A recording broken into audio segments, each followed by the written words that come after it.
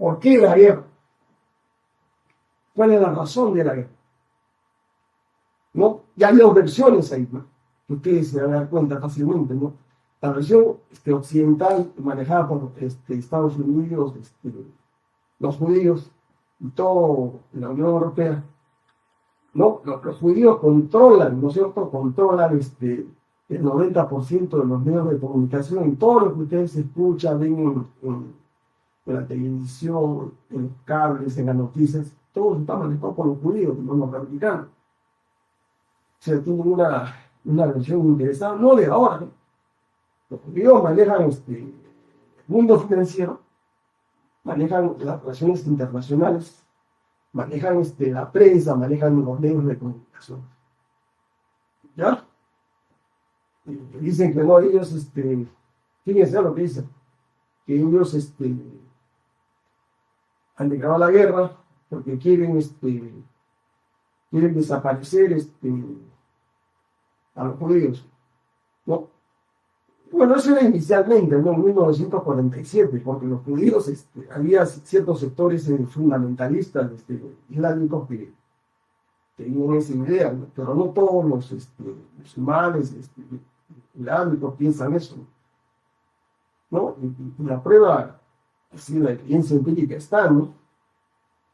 Y Israel ha estado en guerra, o sea, todo el problema aparece en 1908, me parece, con la declaración Balfour,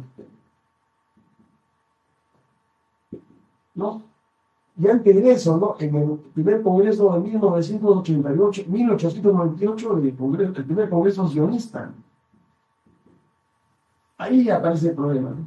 ¿Por qué? Porque antes de eso, el problema judío es un problema, bueno, que arrancó, digamos, con los romanos, ¿no? El año 66, me parece, cuando los judíos se convierten en una diáspora, o sea, por conatos de rebelión en la zona, los romanos deciden disolver y desintegrar toda esa ocupación de territorios que tenían los judíos.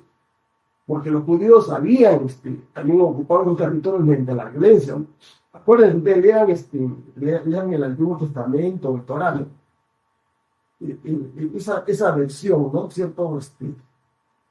Donde dice que luego del diluvio, Dios llamó a Abraham y le dijo que yo te voy a entregar la tierra prometida, pero eso es relato, ¿no? Que no tiene así. ¿No? Lo cierto es que los judíos que no eran propiamente, digamos, habitantes de esa zona de lo que hoy se llama Palestina, invadieron ese territorio, mataron a todos los ocupantes como hicieron los españoles, acá con diferentes tribus para ocupar en toda América Latina. Los judíos hicieron lo mismo, ¿no es cierto? Y se posesionaron de Canadá. ¿No? Eso ha sido más de 1000 años antes de que lleguen los romanos, ¿no? Los judíos han tenido en esa época han estado en lucha permanente, han estado con las demás tribus que eran vecinas, ¿no? Hasta que se produce, ¿no es cierto?, su derrota por parte de los asirios. Son trasladados a Babilonia, se convierten de las 12 tribus iniciales, desaparecen 10 y solamente quedan 2, la de Judea y la de Benjamín. Por eso se crea el reino de Judá después. Los judíos son expulsados de Egipto, que en Egipto están esclavizados y Moisés los saca, ¿no? Y el relato bíblico, ¿no? Histórico, sin confirmar. Nuevamente se posesionan, entran a una guerra, los que están en esa zona de Palestina, violentamente lo despojan y se posesionan en los territorios. Hasta que llegan los romanos, ¿no? Los romanos ya deciden, digamos, disgregar, ¿no es cierto? Disolver, digamos, toda esa etnia, digamos, y los romanos son dispersados por el mundo. Perdón, los judíos. Por eso que tú ves, ¿no? A partir de Roma, ¿no? Los judíos ¿A dónde se van los judíos si son expulsados de la zona esa de Palestina? Unos se van a España, otros se van a Francia, otros se van a Inglaterra, otros se van a Alemania, otros se van a Rusia, lo que era Rusia en esa época, yo dije, todo, o sea, es una diáspora. Judíos, ¿no? Son disgregados, pero los judíos mantienen, ¿no es cierto?, su vínculo de tradición, cultura, religión. Y esa quizás es la fortaleza de ellos. Se dedican al comercio, al préstamo, a la usura, no viven de eso. Como tenía que ser, ¿no? Algunas gentes, algunos líderes judíos consideran que ellos deben tener un estado, un territorio, a donde volver a reunificarse. Pero ya los judíos manejaban todos estos estados, manejaban las finanzas. La prueba es el caso de Rothschild, ¿no? Rothschild que sale de Alemania, manda a sus hermanos familiares sale de los bancos en Londres, en Inglaterra, en Francia.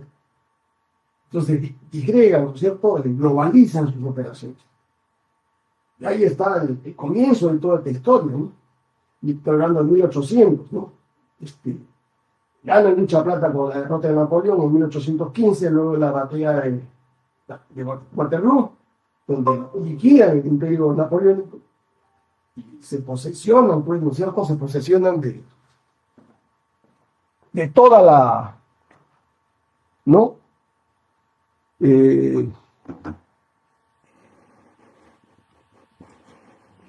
Lo que era, digamos, el imperio, o como quieran llamarlo ustedes,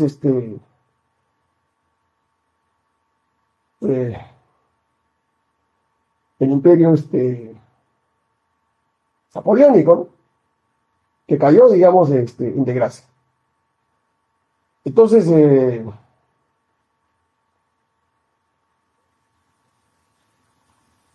luego de este episodio, ¿no?, los judíos siguen prestando dinero a los gobiernos, ¿no? Los judíos, en 1898, ¿no? Un grupo de judíos hace un primer congreso, el primer congreso mundial sionista, ¿no es cierto?, donde sientan las bases, pues, ¿no? Donde sientan las bases de lo que sería, ¿no?, la teoría sionista, supremacista, ¿no?, de querer tener el dominio mundial. Eso es clave, ¿no es cierto?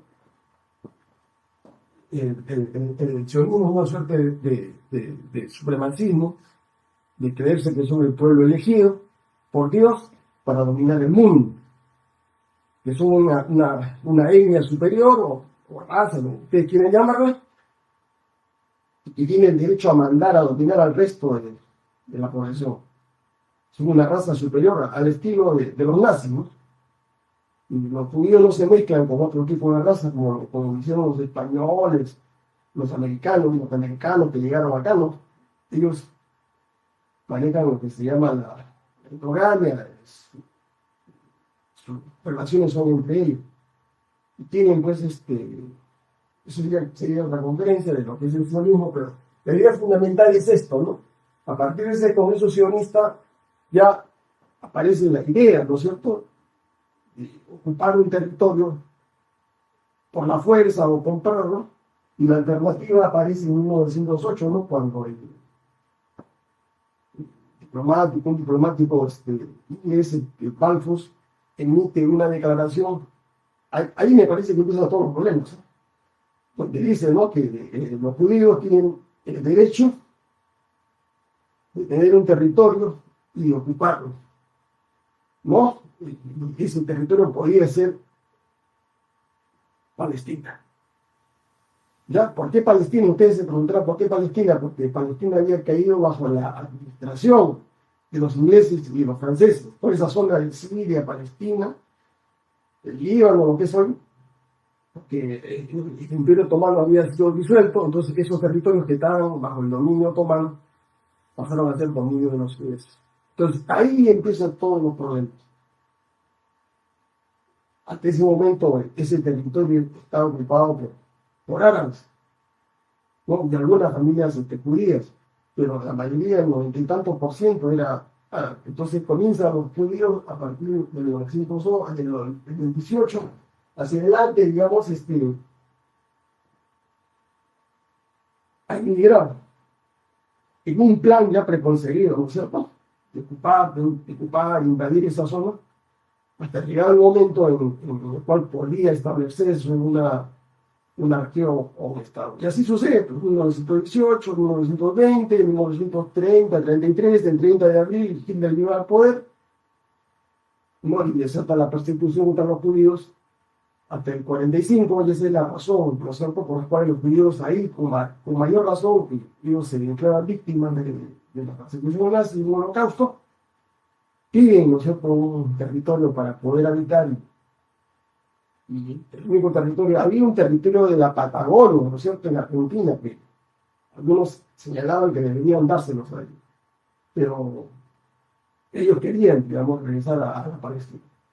Y así fue, ¿no?, que el 48, ¿no?, a través de una resolución de Naciones Unidas se crea, ¿no?, el Estado de Israel, presionado, promovido, financiado por toda la banca judía.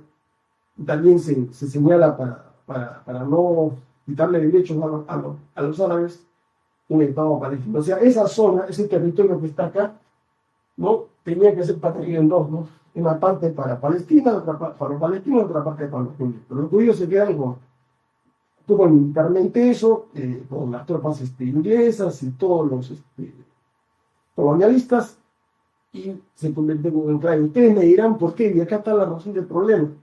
Estoy hablando de 1948. En 1948 ya en toda esta zona de Arabia, del Medio Oriente, se había descubierto. La razón fundamental es esto, hermano, no sé, es el petróleo y el gas. Esa es la razón fundamental de estas guerras. Petróleo y gas. Se había descubierto justamente en toda esta zona de Arabia, de lo que es Irán, igual toda esa zona. Y los dueños de las empresas eran empresas europeas. Luego entraron los americanos. Entonces el asunto era muy simple, ¿no? Es una cuestión lógica. Si no hubiera petróleo, si no hubiera esto en esta zona, no tendríamos las guerras que tenemos actualmente. ¿Ustedes creen que los norteamericanos meten un cuartecillo en África? ¿Usted cree que meten algún soldado? ¿Ustedes han visto en el polo ártico? No, hermanos. Los americanos y todos los europeos están acá en esta zona porque es una clave. Porque en esta zona está más o menos concentrado el 30% de la producción del petróleo que consume el mundo. Entonces, si le cortan el petróleo, ¿no es cierto?, las industrias europeas, la propia industria americana tendrían un problema de la industria japonesa para poder moverse.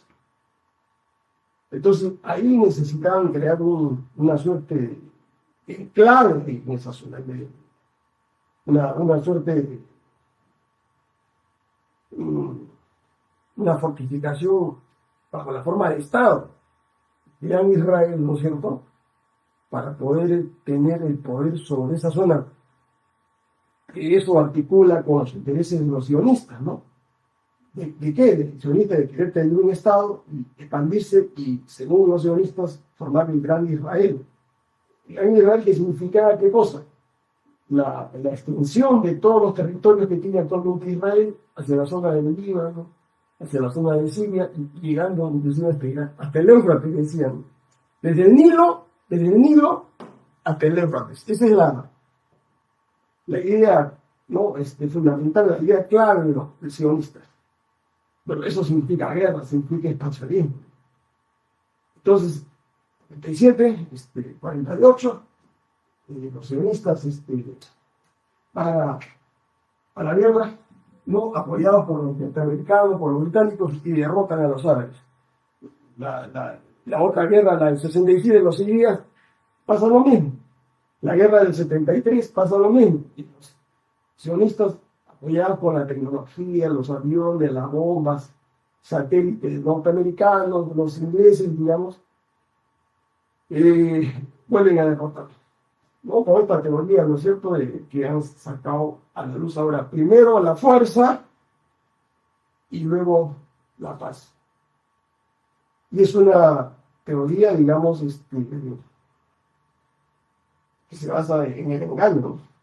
Los judíos, los norteamericanos, no te avisan cuándo va a iniciarse la guerra. Ellos introducen sus aviones, sus bombas, luego de que te han destruido tu aviación o tus centros fabriles, recién ellos te dicen, pues aquí estamos en guerra. Esa es una vieja táctica, ¿no? Creo que los árabes hasta ahora no han podido afrontarla con eficacia. Entonces, el 76, y llegamos al 2024-2025. No, los jugadores que están acá en el Medio Oriente, ¿no? Eran, digamos, inicialmente Irak, los norteamericanos hacen pelear a Irak con Irán, los norteamericanos arman a Irán y luego se pelean con los iraníes hasta el año de 1979. En 1979 se produce la caída del Shah de Irán, era una monarquía feudal de Irán, entonces aparece la República Islámica, ¿no? Una pirámide teocrática fundamentalista, ¿no? En manos de los ayatolás. ¿No? Esta es una concepción, ¿no es cierto?, fundamentalista de la religión y de la política. ¿No? Esta es una concepción, es la concepción islámica, musulmana de la política, de la geopolítica, de la religión, que se está enfrentando a una concepción, digamos, occidental. Y tiene otro tipo de valores, ¿no es cierto?, otro tipo de conceptualizaciones, de tradiciones, pero que en el fondo ocultan, ¿no?, lo que es la verdadera razón de la guerra, ¿no?, que es económica, ¿no? El petróleo y el gas, ¿no? Y la instauración de una potencia regional. Una potencia regional. ¿Quién debe ser la potencia en esa zona del Medio Oriente? Solamente hay dos posibilidades. Es Israel, apoyado por Estados Unidos y la Unión Europea, que les va a garantizar el suministro de petróleo, o es Irán, ¿no es cierto?, indirectamente apoyado mediante armamento y tecnología por parte de los rusos. No es un apoyo incondicional, también por los chinos. No es un apoyo incondicional, pero están apoyando. Además, esos tres forman parte del BRIC. Si Irán, digamos, logra vencer y se convierte en potencia regional, tiene en sus manos todo el petróleo de la zona, porque va a dominar a Arabia Saudita y a todos los regímenes, a todas esas monarquías feudales que estaban en manos norteamericanas, que están en manos de los gobiernos estadounidenses. O sea, el fondo del asunto es el petróleo, pero hay un problema ideológico ahí, religioso, que es como una suerte de maquillaje, ¿no? ¿Ya? Ok. Entonces, hermanos, ¿qué va a pasar? Al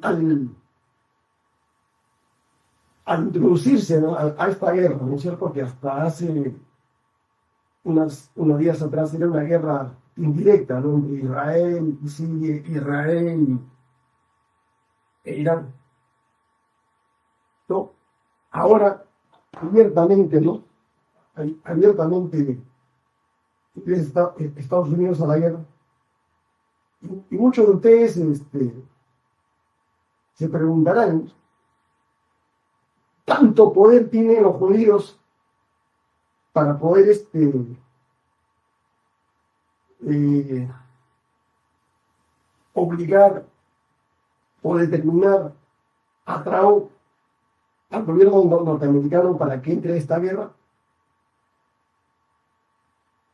teniendo en consideración, ¿no es cierto?, los ejemplos pasados, ¿no? Lo que sucedió, digamos, en Vietnam, en Afganistán. ¿Cuál es el interés de los norteamericanos? ¿No? Aparte, ¿no es cierto?, aparte de este problema el problema de la economía, digamos, en esa zona, el otro problema de la explicación es, en estos momentos está en juego la dominación económica y política mundial. Es decir, en Irán se está jugando el nuevo orden mundial, ¿no? Estados Unidos se resiste, ¿no es cierto?, a dejar de ser el hegemón del mundo, el dueño del poder en el mundo, el que determina, digamos, las sanguíneas en el mundo, el que maneja el mundo con el dólar. Pero ya lo ha dicho Putin esta semana, y lo ha hecho de manera muy irónica, ¿no? El nuevo orden económico se está instaurando en el mundo de una manera natural, ¿no? O sea, haciendo alusión, digamos, a que hay leyes en la geopolítica, ¿no es cierto?, mundial, de que determinan que un imperio nace, asciende, llega a la cima y tiene que caer necesariamente. Entonces, esa es una tendencia natural que se da, según la historia, desde hace miles de años. Pasó con los asirios, pasó con los egipcios, pasó con los romanos, pasó con los franceses, pasó con los ingleses, pasó con los alemanes, y tiene que pasar por los norteamericanos. Más aún, ¿no es cierto? Más aún, cuando hoy los norteamericanos están en problemas económicos, porque el sistema económico de libre mercado, eso ya no funciona, hermano. Y eso va a eclosionar. Entonces, Putin se llegó desde el balcón, porque él no está en esa guerra, está Irán. Saben, ¿no?, que como Estados Unidos tiene problemas económicos, tiene problemas en Europa, en Ucrania, tiene problemas de financiar más de 800 bases militares en el mundo, no va a poder mantener una guerra prolongada. No, la estrategia de los iraníes es una guerra prolongada. Por eso ustedes han visto el día de hoy, ¿no?, el gobierno iraní ha dicho, ¿no?, Irán se reserva el derecho y el momento en el cual va a hacer uso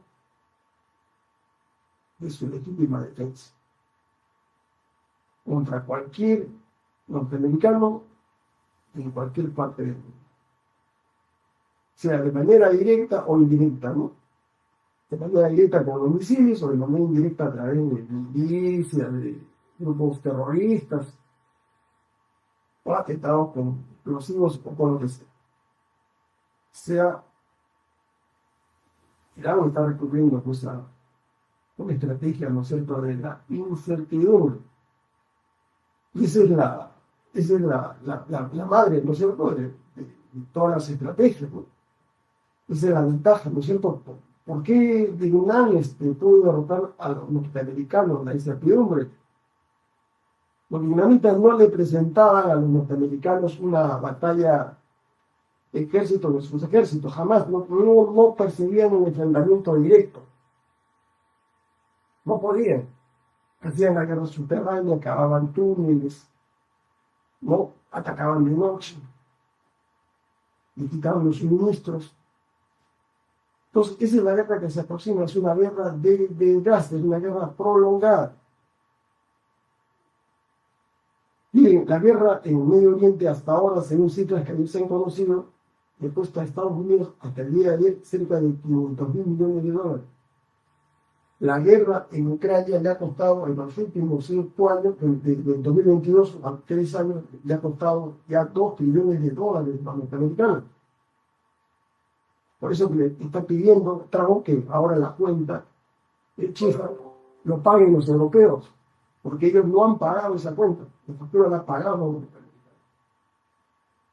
Y han limitado, ¿no es cierto? Han limitado el financiamiento y materiales armamentísticos.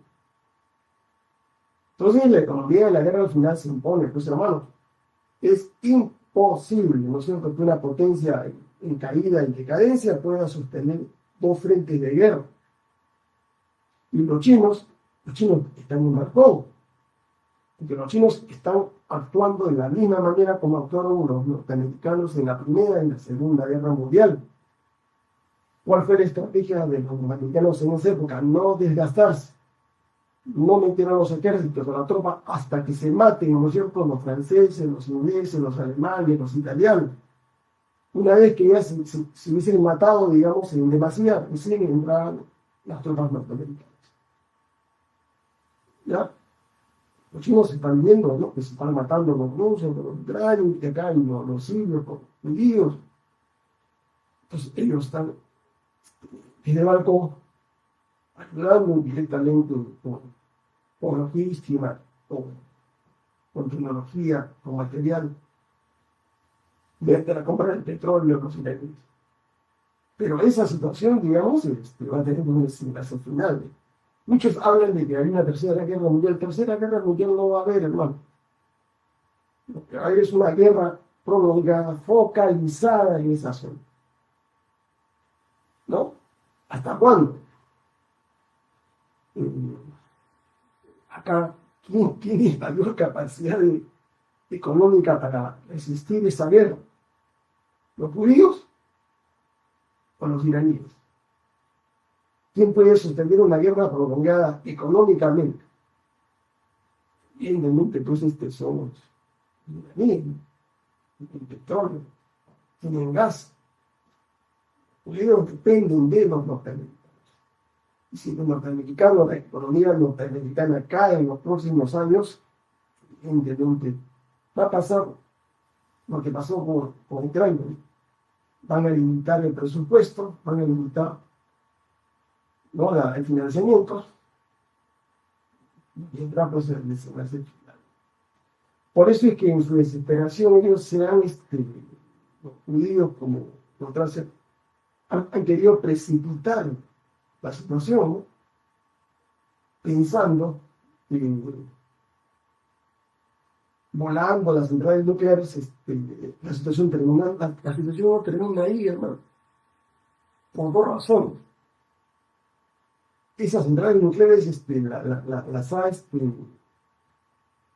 levantado Irán con ayuda técnica de los rusos. O sea, los planos están ahí.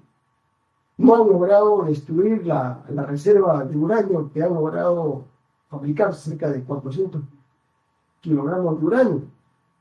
Lo han sacado de ahí, digamos, de las zonas donde estaban bajo tierra y se lo han llevado a otro sitio. O sea, al fin de cuentas, Irán va a tener las bombas atómicas. Y si persiste, digamos, esta situación, digamos, los americanos van a ser los más perjudicados, porque va a ser fácil, ¿no es cierto?, teniendo la bomba atómica o comprándola de algún país amigo como Pakistán. Los iraníes van a contestar y van a contestar con todo. Entonces, salvo que, ¿no es cierto?, esta es la última posibilidad que tienen la última apuesta que tienen los norteamericanos, ¿no? Ellos inicialmente el objetivo No, el objetivo de los norteamericanos era, y los judíos inicialmente era evitar que los,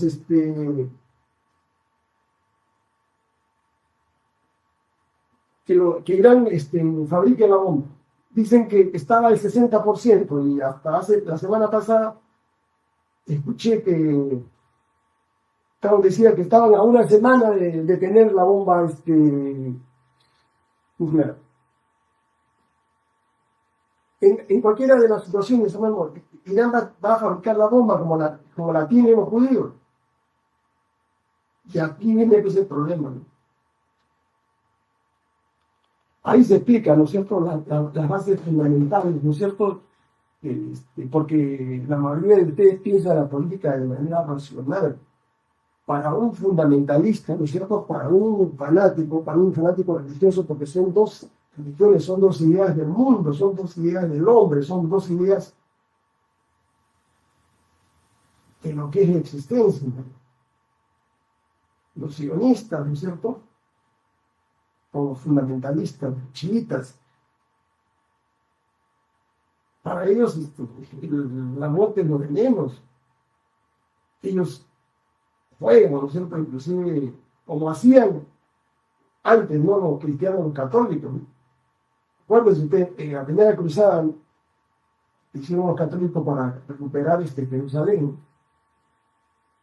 Antes de la batalla, los obispos le decían a la tropa y le decían que tenían que matar a la mayor cantidad de musulmanes, porque esa era la voluntad de Dios, porque era una guerra santa. Porque ellos, si hacían eso, se iban directamente al cielo. Cualquier pecado era perdonado y tenían asegurada su vida eterna. Y con esa convicción iban a la guerra los cruzados. Y en la primera cruzada, ¿no?, de donde estuvieron muchos príncipes franceses, ellos lograron recuperar Jerusalén, derrotaron y mataron a todos los musulmanes, todos los árabes que estaban en Jerusalén. ¿Ya? Y lo mismo pasa ahora con los judíos. Los judíos, para ocupar Canaán de las épocas bíblicas, y luego en estos últimos años, y hoy lo estamos viendo con Gaza, ellos no tienen ninguna misericordia, ningún sentimiento de piedad de un niño, de una mujer. Ellos matan, van a buscar comida, van a recoger comida y los matan ahí, porque han creado una nueva forma de matarlos. Como los animales saben que los seres humanos tenemos que buscar nuestro alimento, y han creado un monopolio, un centro donde distribuyen alimentos. Van los niños, van los gazatíes a buscar alimentos y ahí los matan. Ya no tienen necesidad de ir a buscarlos en su casa, ¿no? Y lo mismo hacen los fundamentalistas chiitas, ¿no? Se colocan una bomba y... Entonces, esta guerra es una guerra, digamos, que tiene un fondo ideológico, ¿no es cierto?, un fondo religioso, fanatismo, ¿no? Que al final puede llevar a una confrontación, ¿no es cierto?, en esa zona. Si los iraníes llegan, como va a ser, ¿no?, a fabricar sus bombas, entonces la situación, hermanos, en esa zona, porque no va a escalar, digamos, hacia Estados Unidos, en esa zona va a ser, digamos, de consecuencias imprevisibles. Y acá los que tienen la palabra, pues, lo que van a definir al final, digamos, este asunto es una negociación multilateral entre los 5 grandes, ¿no? Poderes que van a quedar todavía, los Estados Unidos, China, Rusia e Inglaterra. ¿Ya? ¿Qué cosa es lo que se viene? Si saben dónde está el problema, ¿no?, van a llegar a un... Y esto es empírico, ¿no? Esto es evidencia, ¿no?, que existe, ¿no?, a llegar a tratados, ¿no es cierto?, como el tratado de Camp David, ¿no?, en el cual Egipto llegó a un acuerdo con los judíos, pero fue una negociación muy fina. Pero los judíos habían tenido como 3, 4 guerras con los egipcios. Una guerra de exterminio, ¿no? Una guerra donde parecía que no había salido. Y si llegó ese acuerdo de Camp David, bueno, y hasta ahora están en una relativa paz, ¿no? Parece ser que esa podría ser el modelo que se tendría, digamos, que tener en consideración. No hay otra posibilidad, porque la otra posibilidad sería ir a una guerra, digamos, nuclear en la zona donde tendría comprometida, ¿no? Toda la economía europea, toda la economía norteamericana, porque serían afectados todos los pozos petroleros, todas las reservas petroleras del Medio Oriente, los precios del petróleo se dispararían 200, $300 del barril, y esto sería cosa de infierno. Sería casi, digamos, inmanejable esta situación, si es que se presenta así, una situación donde los extremos no ceden. Entonces tienen que ir a una negociación, ¿no? Muy fina, donde quizá, ¿no? Con esto termino esta parte, la salida es el reconocimiento del Estado palestino, ¿no? Que los judíos y los norteamericanos se comprometan a reconstruir toda esa zona bombardeada por los judíos, a indemnizar a esas víctimas, ¿no? De la guerra, reconocer el Estado palestino, ¿no? Y llegar pues, a un acuerdo multilateral, ¿sí? Para preservar, digamos, toda esa zona, reconociendo el derecho a tener sus centrales nucleares para usos pacíficos, ¿no? Industriales, energéticos, ¿no? Y también, ¿no? Los judíos tienen que comprometerse, ¿no es cierto?, a no invadir más territorio palestino, no, y abstenerse de toda agresión respecto al resto, ¿no es cierto?, de países limítrofes, Líbano, Siria. No existe otra salida, porque la otra salida sería pues, es una aniquilación total, ¿no? Eso sería una guerra total, ¿no? Una guerra de exterminio entre todas esas naciones.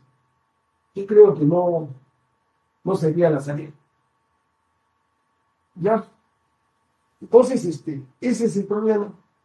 La economía lo va a decidir casi todo, ¿no? Lo que nosotros esperamos en América Latina, porque eso va a tener efectos en América Latina, ¿no? Nosotros eso nos va a afectar por el lado de los costos de producción, ¿no? El costo del petróleo. Nosotros somos importadores. Nosotros no somos productores de petróleo, solamente producimos cerca de 60.000, 80.000 barriles diarios, ¿no? Y necesitamos por lo menos medio millón de barriles. No tenemos esa posibilidad. Entonces, ¿qué otro elemento, qué otra consecuencia el dólar? ¿No? El dólar, el mundo, el dólar va a perder poder adquisitivo, el dólar se va a devaluar, pero en el Perú no sucede eso porque tenemos una mala política monetaria. Existe la posibilidad, ¿no?, de que si el nuevo gobierno, un nuevo presidente del Banco de Reserva sabe manejar esto, tranquilamente podríamos nosotros, haciendo un buen uso, ¿no es cierto?, de las políticas cambiarias, reducir, ¿no es cierto?, nuestra deuda externa solamente por el diferencial del tipo de cambio. Pero para eso se necesita tener, digamos, la capacidad y la autonomía para manejar, hermano. Esta deuda que está llegando a los 100.000 millones de dólares se va, digamos, se puede reducir, claro que el dólar va a perder, ¿no es cierto? Y el mundo va a perder fortaleza. Y cualquier país que tenga la capacidad y autonomía para hacerlo puede no fácilmente discutir esa deuda que se nos ha impuesto, los intereses de esa deuda, como lo que hacen los norteamericanos, ¿no? Cuando quieren entrar dinero en Cuba, suben la tasa referencial de su interés, ¿no? Claro, Entonces, esa es la situación esa es la situación, hermano, a nivel internacional,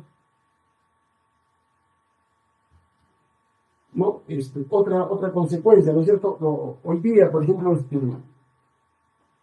este es el estrecho Hormuz, por donde pasan los barcos que sacan el petróleo de Arabia Saudita, de Kuwait, de toda esta zona petrolera, sale ese petróleo, lo llevan a Europa, lo llevan a Estados Unidos, lo llevan al resto de países, a Japón. Si Irán bloquea eso, ya se acabó, pues, que van a ver que el petróleo va a subir, no se va a disparar. Esa es una arma muy poderosa. Y ahí el peligro, ¿cierto? Si se produce, se ejecuta eso porque han tomado, el Parlamento ya tomó el acuerdo que bloqueamos, el Parlamento iraní ya acordó. Si toman esa medida va a haber un periodo de estabilidad donde los van a poner de rodillas a los norteamericanos. ¿Acuerdas? El petróleo es un commodity muy sensible a la incertidumbre, a los riesgos, a las guerras. Entonces, Europa no se puede mover sin petróleo porque ellos no son productores de petróleo, de gas. Y lo mismo pasa con Japón. Lo mismo pasa con Corea del Sur. Es un arma, es muy poderosa. Y veremos pues en la próxima semana lo que tengo que ver. ¿No? Entonces, el mapa es ese, el nuevo orden mundial es China como potencia hegemónica, China es la primera potencia, ¿no es cierto? Rusia, Estados Unidos, la segunda potencia en decadencia, en caída, y la tercera potencia es Rusia, militarmente, no económicamente, la cuarta potencia es la India, por su población, por su crecimiento, por la tecnología que está importando, copiando, y la quinta potencia va a ser Europa Unida. Europa también en decadencia. Entonces, esa reconfiguración del orden mundial, al que hacía Huntington, ¿no? Es consecuencia, ¿no es cierto?, de esta guerra en el Medio Oriente y también, ¿no es cierto?, del crecimiento económico de China. Esto es importante, que los norteamericanos ya no van a poder parar a los chinos militarmente, ni con aranceles, ¿no? La locura de Trump sería, por ejemplo, para poder parar a los chinos, bombardear todas sus industrias, todas sus cadenas de suministros, pero los chinos tienen poder nuclear, pues. Y sería algo descabellado, ¿no? Entonces, esa es una tendencia irreversible. La incógnita sería la siguiente para terminar esta parte. Los chinos van a seguir el mismo modelo de dominación de los norteamericanos, o sea, del imperio norteamericano pasaríamos al social imperialismo, digamos, chino, o va a ser un futuro, ¿no es cierto?, donde va a haber lo que se llama multilateralismo. Va a haber 3, 4, 5, 6 centros de poder donde se van a articular, se van a equilibrar la economía, la política y las relaciones internacionales. Donde no va a existir la posibilidad, ¿no es cierto?, de las guerras, ¿no? Siempre y cuando, digamos, todos los grandes jugadores de este orden se comprometan a respetar todos los tratados, porque también ahí hay una necesidad, ¿no? Si Trump ha pisoteado su propia constitución para declarar la guerra, ustedes imagínense. Porque un orden mundial sin orden, sin tratados que se deban cumplir, es imposible. Pues estaríamos en la jungla, en la selva, ¿no? Y eso es lo que no quiere la mayoría de países. Quiere relaciones económicas justas, comercio justo, quiere paz, quiere tranquilidad, ¿no es cierto?, quiere desarrollo económico, quiere eliminar la pobreza. Entonces, si los chinos garantizan eso, tendrán el apoyo de la mayoría de los países, pero los chinos repiten el mismo modelo de expropiación, de saqueo, de ventajismo que han efectuado los norteamericanos, los ingleses, los franceses, los alemanes, los japoneses, si persiguen esa misma tendencia, digamos, económica de opresión y dominación y colonialismo, la historia a ustedes les va a decir, ¿no? La humanidad no va a aceptar ese dominio de los chinos. Entonces yo veo con cierto optimismo, ¿no es cierto?, lo que se viene. Va a haber momentos de tensión, va a haber momentos de guerra, pero luego algo tiene que aflorar, porque no podemos pasar en una guerra infinita, infinita. Las guerras prolongadas, las guerras permanentes las provoca el capitalismo, pero si ya Estados Unidos deja de ser la potencia dominante, este modelo podría cambiar. Tendría que previamente solucionarse el problema del Medio Oriente, primer foco, el problema de Ucrania, el segundo foco, para seguir esas fronteras, para que los rusos